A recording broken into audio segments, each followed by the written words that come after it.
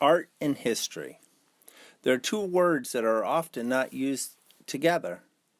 We normally use art when we talk about art, paintings, drawings, sculptures, and then we talk about history, events that have happened in the past.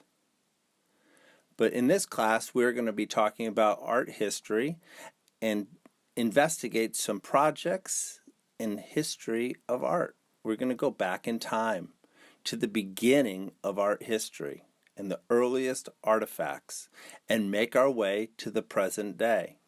We're going to see how far we can go. Along the way, we're going to try all sorts of different and interesting projects.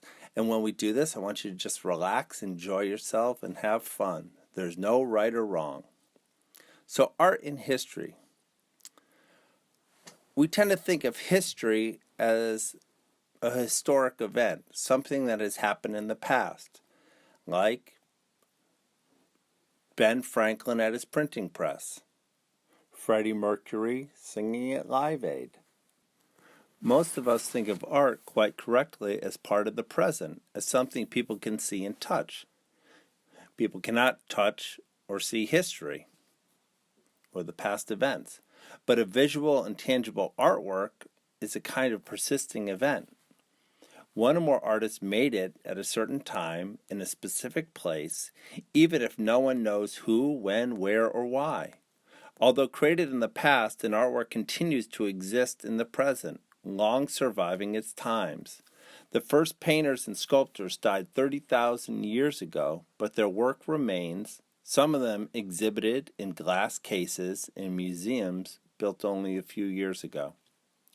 Modern museum visitors can admire these objects from the remote past and the countless others humankind has produced over thousands of years without any knowledge of the circumstances that led to the creation of those works. An object's beauty or sheer size can impress people. The artist's virtuosity in the handling of ordinary or costly materials can dazzle them, or the subject depicted can move them.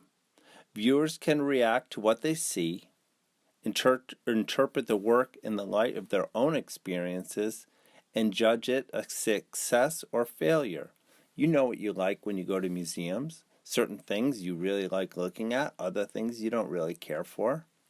These are all valid responses to a work of art. But the enjoyment and an appreciation of artwork in museum settings are relatively a new thing. People didn't have museums thousands of years ago. Also, today it is common for artists to work in private studios and to create paintings, sculptures, and other objects that galleries will often offer for sale, as the American painter Georgia O'Keeffe did when she created her series of paintings of flowering plants. Usually, someone the artist has never met will purchase the artwork and display it in a setting the artist has never seen.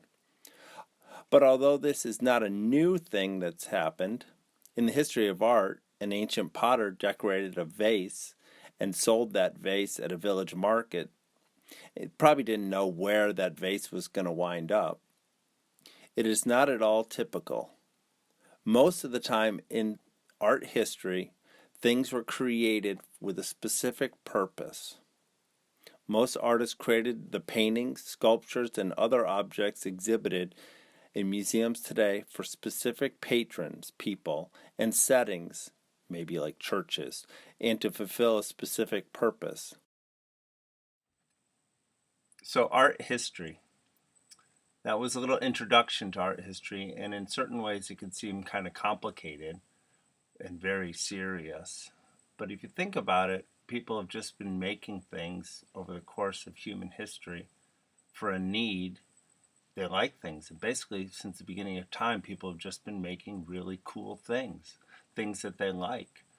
Our first project is going to be cave paintings, and we're going to go way back, over 30,000 years ago, and look at the earliest known art histories, where people actually went, or Neanderthals went into caves and they started creating images.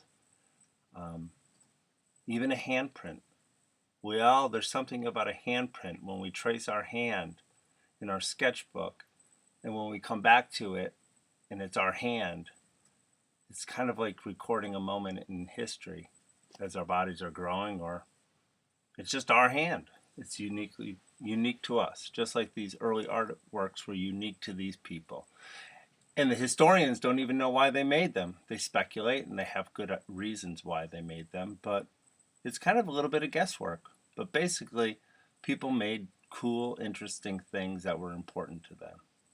So the way this course is going to work is every week on Monday, there will be a card on the Alt School platform giving you links to maybe a video that I made or videos to check out on the web.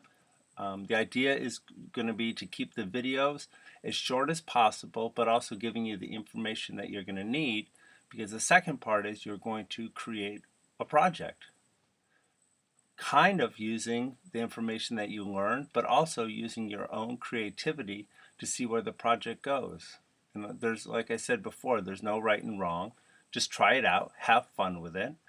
The projects are basically, you probably need to spend about 40 minutes, maybe an hour a week working on an art project. I hope they're going to be fun to you and that you're going to get a lot out of it. That's also going to include time for you to submit them by Friday on the Alt School platform. So you can do a little research, little art project in your sketchbook, and capture them, submit them, and all done. So there will be a link to a video. Watch the video. Think about how you could create the project. There'll be instructions on the alt card. And you might be a little tricky. Whoa, what should I do? I don't know what to do. I don't know what to do. Trust your intuition. Remember, there's no right or wrong, but have fun with the project. And you find that if you're having fun, the project will come out awesome. So the first project is going to be cave paintings. There's a link for you to watch. And when I saw the end of this video, it blew me away in the hall of these red bulls, how actually huge these cave paintings were. So watch the video, and then I want you at home to make your own cave painting in your sketchbook. But you cannot use any art materials. You have to put yourself in history and figure out how you're going to represent and draw in your sketchbook.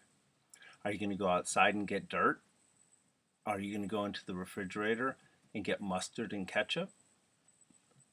And you also can't use any paintbrushes. You have to use just what you have. So I look forward to seeing what you have, and here we go. Let's check this out.